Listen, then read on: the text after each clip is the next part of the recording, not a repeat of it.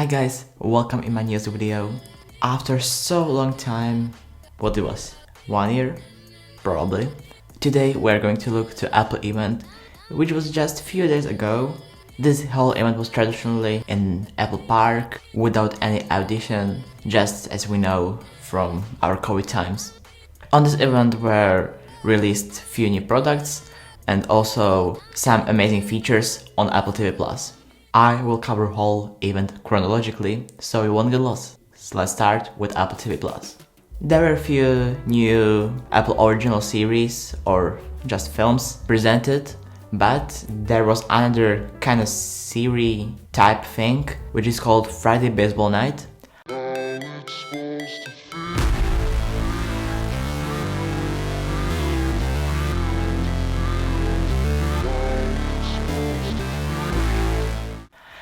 I don't know if it will be only available in US or whole world. I couldn't find any more information. If you know something, please write it down below. But this looks that it will be every Friday 2 games of baseball and you can watch it on Apple TV Plus. And now we can continue with iPhones. Last spring Apple event, Apple released their new color of iPhone 13, it was the violet. At this Apple event they released new color, which is green, and Alpine green for iPhone 13 Pro. And it's just new color, nothing else.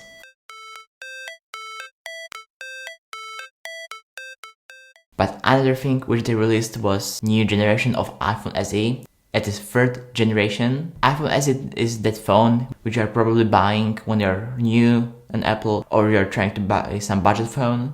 And it will only cost you $429 or 519 euros. So it's just few dollars. It will have same design as iPhone 8 or previous generation of iPhone SE, and it will be in 3 colors. One is Starlight, one is Midnight, and one is Product Red. These iPhones will also feature F10 Bionic, which is the best chip which iPhone can offer.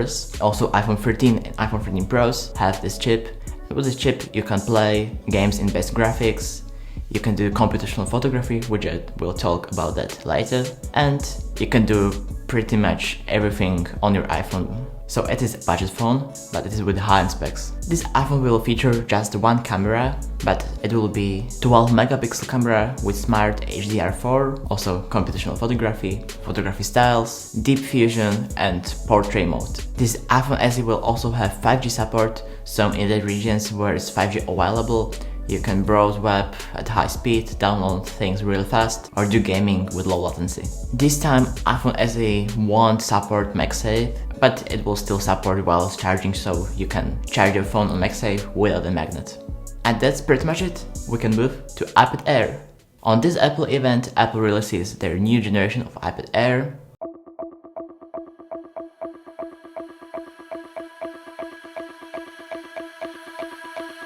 It will have same design as previous iPad, also the Touch ID button will be at the top, but they releases few new cool colors, which might look really good, and it features also Liquid Retina display or LCD display. But one thing which is really interesting is that they bring M1 to the iPad Airs. This feature we can see also on iPad Pros, which have M1 inside also. Now you can do really powerful work on your iPad Air, which wasn't... It was before that really good. You could do on your iPad pretty much everything. And still I don't get that why Apple is putting M1 into iPad Pros and today to iPad Airs, because A15 chip can do pretty much anything. So they are probably preparing something which will blow our minds.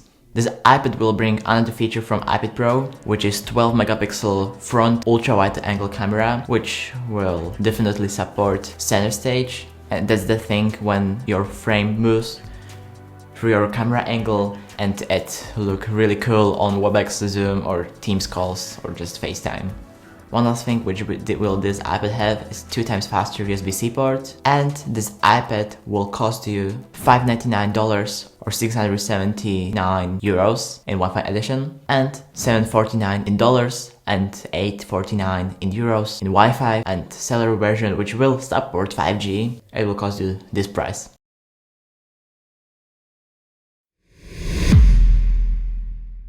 And today they bring something which connects two M1 chips together, and they created M1 Ultra.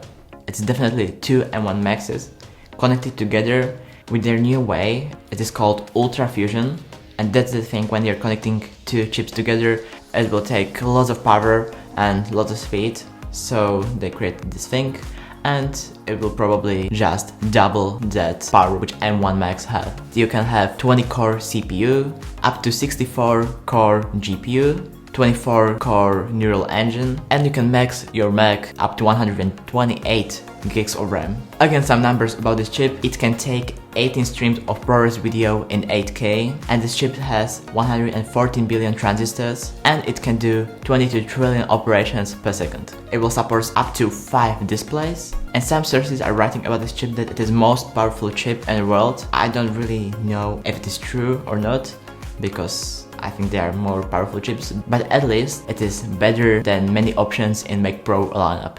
And also they brought with this chip one new device, and it is called Mac Studio.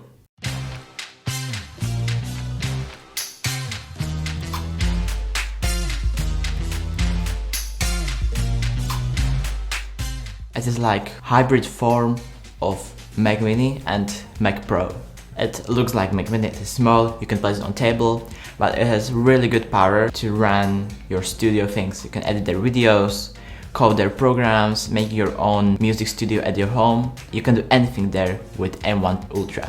If you don't want to have that M1 Ultra inside, you can also put there M1 Max, but nothing lower.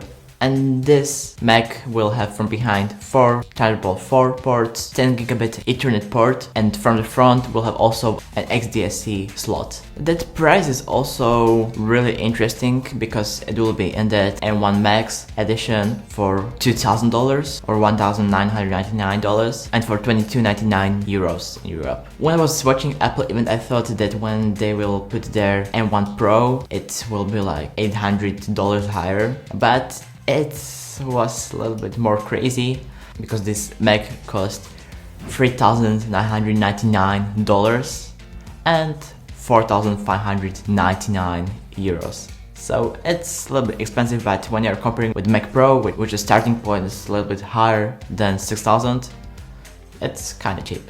With this Mac, they released this new Mac accessories like keyboard, trackpad and Magic Mouse, which are in black edition, and that looks similar as we know from MacBook Pros 14 and 16 inch. You need some display, and they brought their second display aside of XDR display, and it is Studio Display. That's a cheaper alternative for that XDR display, and it is 26-inch display with 5K and also with P3 white colors and 16 nits of brightness. The other thing interesting about this display is that the display have 12 megapixel ultra wide angle camera at the front with central stage. So we will got this camera also with your Mac Studio or just another computer which you will connect to your Mac.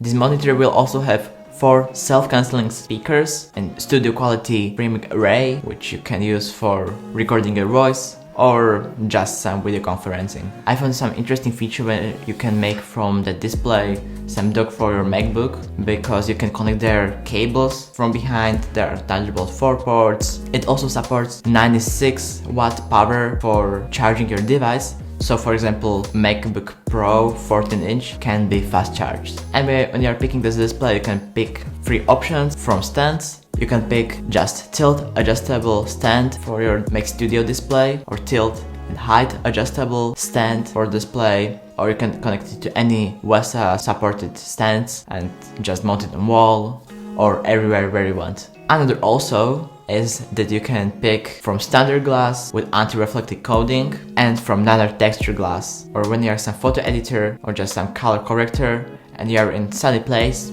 this will be probably option for you. And at the end of keynote, Apple said one sneak peek, and that's that they will also include their own Apple Silicon in Mac Pros. But they said that it will be for another day. And that's from me everything. If you like my videos, you can subscribe. If you know some more information, you can write it down below. See you another day. Bye.